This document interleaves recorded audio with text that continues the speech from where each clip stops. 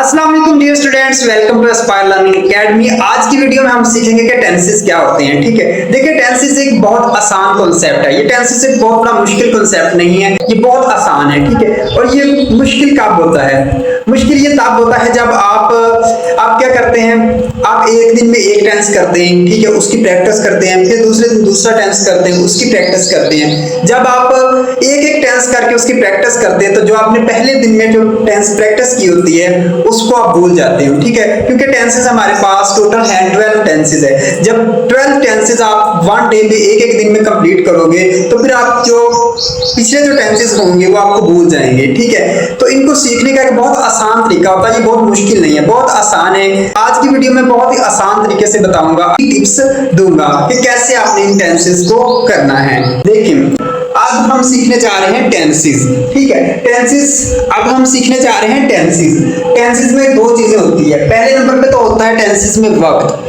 दूसरा होता है काम की हालतें। ठीक है, अब ये चीज ये देखें, क्या ये जो वक्त और ये काम की हालतें सिर्फ और सिर्फ इंग्लिश में होती हैं? नहीं, ये हर जुबान में होती हैं। ठीक है, आप चाहे जुबान पंजाबी सीख रहे हो, आप चाहे जुबान उर्दू सीख रहे हो, दुनिया की कोई भी लैंग्वेज आप सीखते हो, उसमें दो ये चीजें जरूर होती हैं, काम और काम की हालतें। ठीक है, लेकिन हमें अपनी जुबान सीखने के लिए ये सिंपल रूल हमें क्यों नहीं सीखने पड़ते? क्योंकि हमें वैसे समझ आ जाता है। ठीक, हमें वैसे समझ आ जाता है कि काम की हालत कौन सी है, वक्त कौन सा है, हमें बगैर समझ आ जाता है, बगैर किसी रूल के। ठीक है, फॉर एग्जांपल आपके सामने मैं एक फिक्रा बोलता हूं कि मैं अब क्लास दे रहा हूं। अब आप लोगों को उर्दू जुबान आती है, लेकिन अब आपको समझ आ गया कि मैं क्लास दे रहा हूं, अब इसी वक्त दे रहा हूं। अब जब बंदा मेरी क्लास नहीं देख रहा लेकिन उसने मेरी आवाज को भी सुन लिया तो वो भी समझ जाएगा इस फिक्रे का क्या मतलब है कि अभी अभी क्लास कोई दे रहा है, यानी क्लास हो रही है। तो बजाय इसके मैं इंग्लिश में बोलता तो वो नहीं समझता, लेकिन उसमें सब कुछ होना यही था।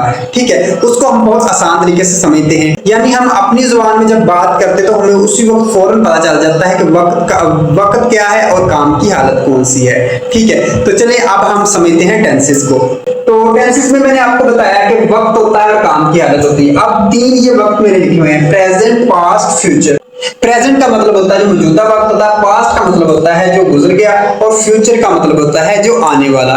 ठीक है, अब दुनिया में होते यही तीन वक्त है, इन तीन वक्त के अलावा कोई वक्त नहीं होता। अब जब मैं आपको लेक्चर डिलीवर कर रहा हूं तो ये है प्रेजेंट का वक्त, आप सुन रहे हैं, ये मौजूदा वक्त है। ठीक है, जो जो गुजरता जा रहा है वो पास्ट होता जा रहा है। ठीक है, अब हम कोई भी बात करते हैं, जब वो गुजर जाती है तो अगर हमें उसने दोबारा कहना तो वो पास्ट हो जाएगी, तो जब हम उसे बोलेंगे तो वो पास्ट में बोलेंगे। ठीक, तो फ्यूचर होता है आने वाला। फ्यूचर कौन से थे? जो अभी आपने सोचे हैं कि मैं ये करूंगा, मैं खाना खाऊंगा, मैं नहाऊंगा, कोई भी काम आपने सोचे होते हैं, ठीक है, वो होते हैं फ्यूचर। तो चलिए अब हम इनको समझते हैं। ठीक, ये तीन वक्त हैं। ठीक है, उसके बाद काम की हालतें हैं चार।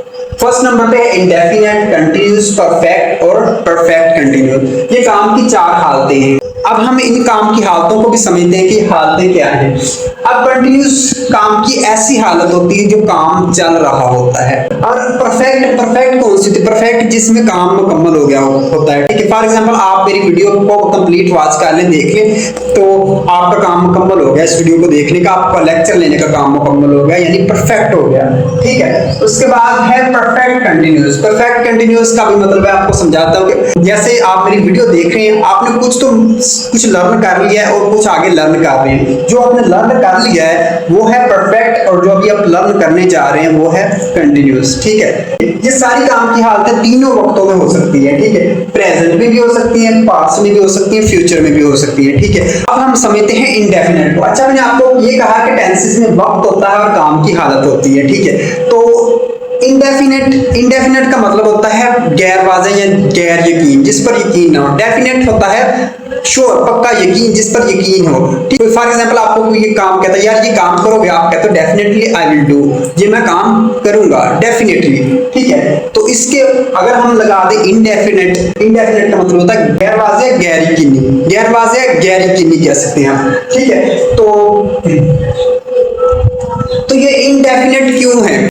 मैंने आपको बताया कि काम की हालतें होती हैं और वक्त होता है। ठीक है। लेकिन इंडेफिनिट में हमें ये दोनों चीजों का नहीं पता चलेगा, हमें सिर्फ ये पता चलेगा काम है, लेकिन काम की हालत क्या है ये नहीं पता चलेगा। हमें सिर्फ सिंपल ये पता चलेगा कि काम है, लेकिन काम की हालत कौन सी है, काम चल रहा है, मुकम्मल हो गया है या कितना मुकम्मल हुआ, कितना जारी है, इसका कुछ हमें पता नहीं चलेगा। सिर्फ हमें पता चलेगा कि कोई काम है। इसको समझने के लिए एक मैं आसान मिसाल देता हूँ कि आपके घर फॉर एग्जांपल आपके घर मेहमान आ जाते हैं और आपसे ये पूछते हैं कि आप क्या करते हो, आप क्या करते हो, आप कहते हो कि मैं शॉप पे जाता हूँ या मैं दुकान पे, आप कहते हो मैं दुकान पर जाता हूँ। तो आप इस फिक्रे पर गौर करें, क्या इस फिक्रे में बताया गया है कब वो जाता है? नहीं, ये भी नहीं बताया गया। और ये काम की हालत क्या चल रहा है? नहीं, अब ये काम चल भी नहीं रहा, ठीक है। तो हमें समझ नहीं आया, हमें कुछ समझ नहीं आया ये कब शुरू होगा, कब खत्म होगा और कब तक चलता रहेगा, ठीक है। हमें कोई स्पेसिफिक इसका टाइम नहीं पता, ठीक है, स्पेसिफिक टाइम नहीं पता। अब कंटिन्यूस में आए, जैसे मैंने कहा कि मैं दुकान पर जा रहा हूँ, फॉर एग्जाम्पल मैं दुकान पर जा रहा था, मुझे किसी दोस्त की कॉल आई, मैंने उसको उठाकर मैंने कह दिया कि मैं दुकान से जा रहा हूँ, ठीक है। उसे फौरन समझ आ जाएगी काम की हालत कौन सी है, कंटिन्यूस है, और उसे स्पेसिफिक टाइम का भी पता चलेगा, इस टाइम में ही वो मैं दुकान पे जा रहा हूँ। परफेक्ट में फॉर एग्जांपल मैं दुकान पे पहुंच जाता हूँ, तब मुझे दोस्त की कॉल आती है तो मैं कहूंगा कि मैं दुकान पर पहुंच गया हूँ, यानी उसे समझ आ जाएगा काम परफेक्ट है, यानी मेरा काम जाने का, यहाँ काम क्या हो रहा था, जाने का, मेरे दुकान पे जाने का काम हो रहा था, वो परफेक्ट हो गया, ठीक है। तो ये थर्ड लास्ट वन वाला जो है ना, इस पर हमने ज्यादा फोकस नहीं करना क्योंकि ये ज्यादा इस्तेमाल नहीं होता, ठीक है। तो हमने इसी को अच्छे तरीके से समझना है क्योंकि हम स्पोकन लैंग्वेज का कोर्स कर रहे हैं, तो इसको मैं बाद में आपको इजीली आसान से समझाता रहूंगा इजीली, ठीक है। लेकिन ये इतना ज्यादा इस्तेमाल नहीं होता, ठीक है। हम इन तीनों इसको मैं बाद में आपको आसान इजीली समझाता रहूंगा, ठीक है। ये हमने तीन आपने अच्छे तरीके से करने हैं, ठीक है। अगर आप ये तीन अच्छे तरीके से कर लेते हैं, जिस तरीके से ये लिखे हुए, अगर ये आप 9, अगर ये टोटल बनते हैं 9, ये टोटल आप 9 अच्छे तरीके से समझ लेते हैं तो आपके लिए आसान होगा, ठीक है। तो अब आपने इसको समझना कैसे है, पहले नंबर पे तो आपने को ये समझ आ गई टेंसेस में दो चीजें होती हैं, ठीक है। तो ये तीन वक्त होते हैं, 4 काम की हालतें होती है, आपने ये चारों हालतें याद कर लेनी, ठीक है। तो आपने अपनी नोटबुक पे से ड्रा कर लेना है, जैसे मैंने ये टेबल ड्रा किया हुआ है, तो आप लिख कर देखना, ठीक है, ज़बानी इसको याद करना। जब ये चीजें जब ये आपके लिए जब कंफर्म हो जाता है, अब आप आज ऐसा शॉर्ट सेंटेंस बनाने शुरू करें, ठीक है। शॉर्ट सेंटेंस के बाद आप ग्रेजुअली मूव कर जाएंगे लॉन्ग सेंटेंस की तरफ, ठीक। अब यहाँ पे मैंने लिखा हुआ हेल्पिंग वर्ब, ये वाले कौन से हेल्पिंग वर्ब हैं? डू, डज, इज, एम और हैव। और आगे वाला जो हेल्पिंग वर्ब है वो सिर्फ आपने बीन लगा देना तो हेल्पिंग वर्ब इनके कंप्लीट हो जाएंगे, जैसे have been, had been, will have been, ठीक है। अब एक और चीज मैं आपको बताने जा रहा हूँ, ये जो हेल्पिंग वर्ब होते हैं ये हमें बताते हैं कि वक्त कौन सा है। अब डू, डज, इज, एम और हैव बीन, ये टोटल सारे हेल्पिंग वर्ब किसके हैं? प्रेजेंट के हैं। ये मौजूदा वक्त को बताएंगे, ठीक है। किसको बताएंगे? मौजूदा वक्त को बताएंगे। टेंस में हमें कोई फिक्रा सामने आ गया है तो उसमें अगर ये आप हेल्पिंग वर्ब देखते हो तो हमें ये समझ आ जाएगा कि वक्त कौन सा है, प्रेजेंट है। और कोई फिक्रा उसके अंदर ये चारों हेल्पिंग वर्ब आ जाती है तो ये हमें बताएंगे कि वक्त कौन सा है, पास्ट है, ये नहीं गुजरा हुआ है। अब ये चारों हेल्पिंग वर्ब आ जाते तो आपको समझ आ जाएगा कि फ्यूचर यानी आने वाला वक्त है, उसकी बात हो रही है, ठीक है। क्योंकि हमने बात ही करनी होती है, चाहे लिख के करें चाहे जुबान से बोल के करें, असल में हमने बात ही अपनी डिलीवर करनी होती है। अब हम काम की हालत कैसे जानेंगे? यानी अगर हमें दोनों चीजें समझ आ जाएं, यानी वक्त और काम की हालत समझ आए तो हमें पूरा सेंटेंस समझ आ सकता है। पूरा सेंटेंस समझ आ जाएगा कि ये प्रेजेंट इंडेफिनिट का है, हमें ये समझ आ जाएगा ये प्रेजेंट कंटिन्यूअस का है, हमें ये समझ आ जाएगा कि ये फ्यूचर इंडेफिनिट का, फ्यूचर कंटिन्यूअस का है। फिलहाल तो हमें ये समझ आया कि ये वक्त समझ आ गए हैं कि ये वाले हेल्पिंग वर्ब हमें वक्त बताएंगे, ठीक है। तो हमें कैसे पता चलेगा कि ये काम की हालत कौन सी है? तो इसके लिए मैंने नीचे लिखे हैं वर्ब, जिसे कहते हैं काम। हेल्पिंग वर्ब के देखने के बाद आपने ये देखना है कि वर्ब में फॉर्म कौन सी इस्तेमाल हुई है। अगर तो फर्स्ट फॉर्म इस्तेमाल हुई तो फिर पूरे इंडेफिनिट यानी इंडेफिनिट क्यों हुई, यानी विल आया और वर्ब की फर्स्ट फॉर्म आएगी तो आपको समझ आ जाएगा ये फ्यूचर इंडेफिनिट है। यानी फिर अगर डिड आया है, डिड के बाद वर्ब की फर्स्ट फॉर्म आई है तो इसका मतलब आ जाएगा कि पास्ट इंडेफिनिट है। इसी तरह प्रेजेंट डू डज के बाद अगर वर्ब की फर्स्ट फॉर्म आई है तो हमें समझ आ जाएगा कि प्रेजेंट इंडेफिनिट है। तो फोर्थ फॉर्म होती है आईएनजी वाली फॉर्म, फोर्थ फॉर्म कंटिन्यूस वाली फॉर्म। कंटिन्यूस जो भी काम चलता हुआ होगा उसमें हमेशा वर्ब की कंटिन्यूस फोर्थ फॉर्म ही आएगी। ये मैटर नहीं करता कि फ्यूचर का वर्ब है, पास्ट का है, प्रेजेंट का है, ठीक है। वाज वर के बाद अगर वर्ब की फोर्थ फॉर्म आती है तो पास्ट कंटिन्यूस होगा। फ्यूचर विल बी के बाद वर्ब की फोर्थ फॉर्म आती है तो फ्यूचर कंटिन्यूस होगा। तो नेक्स्ट हम मूव करते हैं। नेक्स्ट है थर्ड फॉर्म। थर्ड फॉर्म लगती है परफेक्ट काम के लिए, यानी ये काम है ना, वर्ब क्या है, काम है। जब काम मुकम्मल हो जाए तो हम वर्ब की कौन सी फॉर्म लगाते हैं, थर्ड फॉर्म। तो परफेक्ट विल हैव के बाद अगर वर्ब की थर्ड फॉर्म आती है तो फ्यूचर परफेक्ट होगा, ठीक है। और अगर पास्ट परफेक्ट है तो फिर हैड के बाद वर्ब की थर्ड फॉर्म आएगी, ठीक है। तो इसी तरह इसमें ये देखें, इसमें परफेक्ट के लिए हमने क्या कहा, परफेक्ट के लिए लगती है थर्ड फॉर्म और फोर्थ के लिए लगती है कंटिन्यूस के लिए लगती है फोर्थ फॉर्म। तो इसमें दोनों आ जाएगी, परफेक्ट के लिए फोर्थ फॉर्म आ जाएगी और वर्ब के और कंटिन्यूस के लिए उल्टा लिखा हुआ है, ठीक है। ये ऐसे होगा, परफेक्ट के लिए थर्ड फॉर्म होगी और कंटिन्यूस के लिए फोर्थ फॉर्म होगी, ठीक है। यानी पहले थर्ड फॉर्म आएगी फिर फोर्थ फॉर्म आएगी, ठीक है। तो आप ये देखें थर्ड फॉर्म, इन सेंटेंस में थर्ड फॉर्म और फोर्थ फॉर्म दोनों का ठीक कैसे आती है, ठीक है। देखिए बी जो है ना वर्ब की फर्स्ट फॉर्म है, ठीक है, और बीइंग वर्ब की थर्ड फॉर्म है। ये थर्ड फॉर्म तो ऑलरेडी हमने यहाँ पर हेल्पिंग वर्ब में लिख दी है, ये थर्ड फॉर्म है, ठीक है। बीइंग थर्ड फॉर्म है। इसके बाद हम बी फोर्थ का इस्तेमाल करते हैं और सिंस फॉर का भी इस्तेमाल होता है इन सेंटेंस को। तो इस सेंटेंस के हम डीप में नहीं जा रहे, हम इन सेंटेंस को ही सीखेंगे। अब एक और बात देखिए, कुछ सेंटेंस के साथ हेल्पिंग वर्ब डबल आ रहे हैं, ट्रिपल भी आ रहे हैं, ठीक है। तो इनका क्या मतलब है, कुछ प्रोनाउन लिख रहा हूं वो आपको टेंसेस में बहुत काम आएगी, आपने वो भी याद कर लेंगे। फॉर एग्जांपल मैं लिखता हूं यहाँ पर ही, शी, इट, सिंगल ली।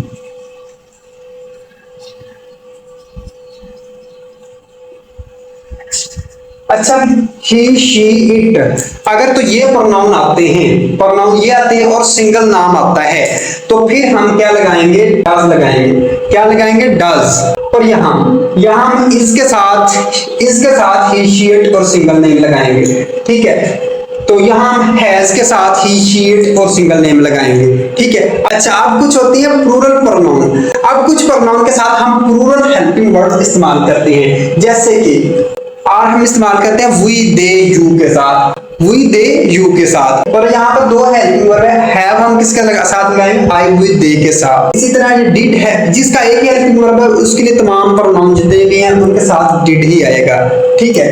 तो एक है वाज, वर लगता है प्लूरल प्रोनाउन के साथ। तो इसी तरह विल बी। अच्छा, यहाँ पर एक शैल भी होता है। शैल भी जो है ना, अब वो पुराना हो गया, अब जो न्यू इंग्लिश है उसमें ज्यादा ये विल बी ही ज्यादा इस्तेमाल होता है। शैल भी इस्तेमाल कर सकते हैं, ठीक है, लेकिन विल बी ज्यादा यूज विल बी ही होता है, ठीक है। तो इसलिए मैंने सिर्फ मैंने विल बी लिख दिया है। अच्छा, एक बहुत ज्यादा इंपॉर्टेंट चीज है, उसे भी समझते जाएं। वो क्या चीज है, देखिए मैंने ये कहा है कि वर्ब की फर्स्ट फॉर्म, इंडेफिनेट में वर्ब की कौन सी फॉर्म इस्तेमाल होगी, फर्स्ट। लेकिन आप देखते हैं कि पास्ट इंडेफिनेट का जो सिंपल होता है उसमें वर्ब की सेकंड फॉर्म आ जाती है। तो पास्ट इंडेफिनिट की जो अकेला सिंपल होता है ना, सिंपल सेंटेंस होते हैं ना, तो उसमें वर्ब की सेकंड फॉर्म आती है। और सबसे बड़ी बात यह है कि जो ग्रामर की सेकंड फॉर्म है सिर्फ और सिर्फ पास्ट इंडेफिनिट के सिंपल में इस्तेमाल होती है, बाकी कहीं भी इस्तेमाल नहीं होती। यानी पूरी इंग्लिश में पास्ट इंडेफिनिट के सिंपल में ही वर्ब की सेकंड फॉर्म इस्तेमाल होती है। और जब जो भी पास्ट इंडेफिनिट के नेगेटिव के फिक्रे आते हैं और या इंटरोगेटिव के आते हैं तो फिर डिड के बाद वर्ब की फर्स्ट फॉर्म ही आ जाती है, यानी यही वाला रूल ही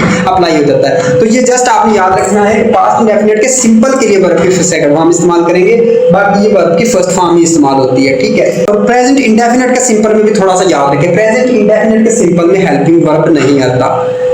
कल की वीडियो में हम सीखेंगे प्रेजेंट इंडेफिनिट के कुछ फिक्रात को अच्छे तरीके से समझेंगे, बाकी हम टोटल करेंगे साथ, क्योंकि हम जब टोटल को साथ इजीली तरीके से करेंगे तो ये आपको भूलेंगे नहीं, ठीक है। आपने इसको अच्छे तरीके से याद कर लेना है तो आपको ये बहुत आसान लगेंगे। बस ये याद करने, एक दो बार आपको ये याद करने के लिए मुश्किल होगी थोड़ी सी, ये जब प्रैक्टिस करेंगे तो आपका दिमाग ऑटोमेटिकली आपको सोचना भी नहीं पड़ेगा, आप खुद ही सेंटेंस बनाना शुरू कर दोगे, ठीक है। तो प्रेजेंट इंडेफिनिट के सिंपल में क्या होता है जी, वर्ब की फर्स्ट फॉर्म नहीं, प्रेजेंट इंडेफिनिट में क्या होता है, हेल्पिंग वर्ब नहीं होता, ठीक है। तो बाकी सब में हेल्पिंग वर्ब होता है। बाकी सब तमाम टेंसेस के लिए मैं एक फार्मूला लिख रहा हूं।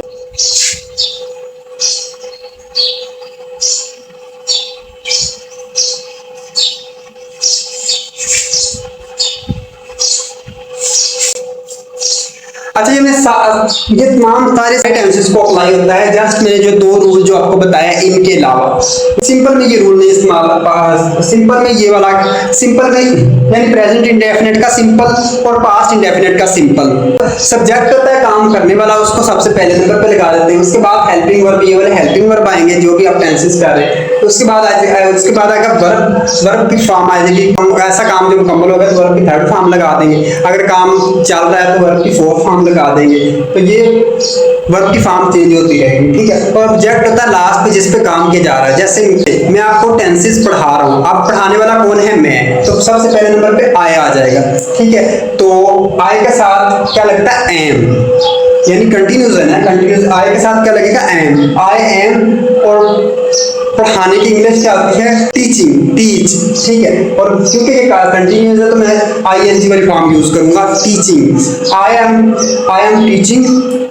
Am teaching tenses. और मैं कह सकता हूं आई एम टीचिंग यू। अगर मैं यू कहूंगा तो फिर आप ऑब्जेक्ट हैं। अगर मैं कहूंगा I am teaching tenses you, अगर मैं कहूंगा टेंसेस तो फिर टेंसेस ऑब्जेक्ट है। आई होप आपको आज इसकी टेबल की समझ आई होगी, आपने अच्छे तरीके से इसको समझ लिया होगा। तो कल की वीडियो में हम आसान से सेंटेंस बना के प्रैक्टिस करेंगे जो बहुत ही आसान होंगे, आपको इजीली अंडरस्टैंड भी हो जाएंगे और समझ भी आ जाएगा, ठीक है। तो आपने इसको जरूर याद करना और इसकी प्रैक्टिस करनी है, ठीक है। तो okay dear students, I hope आपको ये वीडियो हेल्पफुल लगी होगी। फिर भी अगर कोई भी क्वेश्चन हो तो आप क्वेश्चन कर सकते हैं और पूछ सकते हैं, मैं आपको उसका जवाब दूंगा, ठीक है। तो इंशाल्लाह कल वाली वीडियो में मिलेंगे एक एक्साइटिंग लेसन के साथ।